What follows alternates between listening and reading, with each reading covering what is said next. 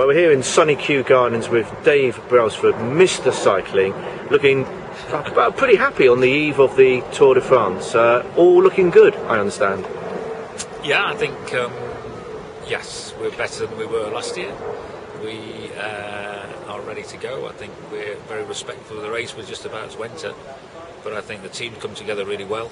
We've built momentum over the last couple of months. We've been winning races. The team's gelled together. And I think we're ready to go.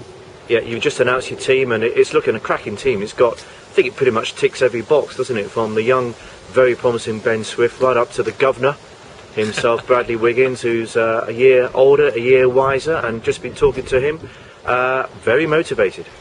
Yeah, no, he's in good shape. He's had some good results of late. He's been performing well all season, not just of late. And I think he's really got his feet on the floor. He's hungry to race. He's done all the little things that, to get himself ready. And I just think his demeanour's right to go into a big race. And I think that's that's really great to see. And for the rest of the team selection, I think absolutely Ben's first tour is great to see. He's a product of British Cycling's junior programme, academies, come all the way through the system, and here he is being selected for the Tour de France. Is very, very happy. I'm very happy to see that. And of course, let's not forget the other Brit, our very own Welsh guy, Geraint Thomas, who's coming in, for the second year in Team Sky to ride the Tour.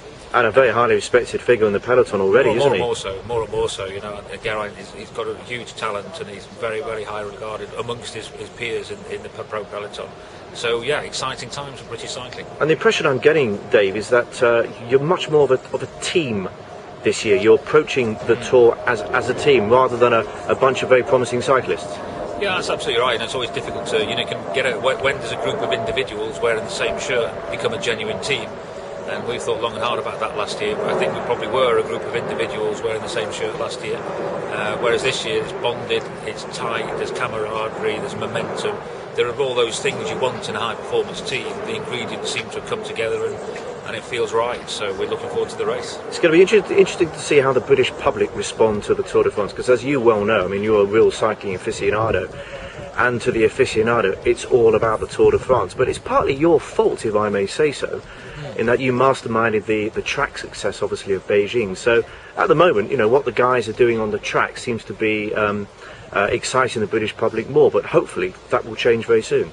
I think the British public are great sports supporters. We're smart sports supporters. We understand a good performance and a bad performance, and what we like more than anything is to see British players at any game win. The British Tiddlywinks Championship, we're a nation that gets excited about that, jump up and down. Who forgets the curling? We all remember when the curling. We all became curlers, didn't we? Exactly. And here we are with Wimbledon, and hopefully Murray goes on to win Wimbledon, and we are a great nation of supporters, and I think we like success. So I think we will support opportunities where we can get success, and it's our job to bring home and make sure that we get success at the Tour de France and give the British public something to jump up and down about, and hopefully keep the profile of cycling high in the country, get more people out on the bikes and keep it moving. So what does a guy who, as I say, masterminded a most astonishing Olympics ever from British cycling's point of view, then he's got the small mass of the London Olympics, home Olympics. So what does he do in between? Sets up a Tour de France team. What do you do in the afternoons? Yeah, think about cycling, the same as I do for the other 24 hours of the day. But I think there's method in the madness. If you want to go into a home games, what better opportunity than have all the best British riders riding together week in, week out in their professional team and hone their skills going into that game. It allows me to be in charge of their race programmes. I can tailor-make their race programmes to get them to be in optimal shape for the Olympic Games. There's a huge amount of advantage to this combination of having a professional team and being in charge of the national team. That probably isn't there, it's not there for everybody to see, but certainly from my position, the advantages are great, and hopefully we can maximise those. So in other words, they kind of feed off each other. They're not separate entities at all. No, they're very much meshed together. Sky, we have Team Sky, but we have the Sky Ride programme to try and increase participation in Britain in cycling. Sky's the partner of the national governing body, British Cycling. So there's a whole programme of activation and participation, and elite performance, all meshed together with the Sky and British Cycling partnership. And the whole aim at the end of the day is to get elite success and also to get more people out on their bikes. So hopefully keep cycling up in the profile and thoughts of people, and it gets those old dusty bikes out of the shed and get people riding again. Well, of course, the beauty about the Tour de France is that, you know, from a British point of view, there's so much to achieve, so many boxes to tick.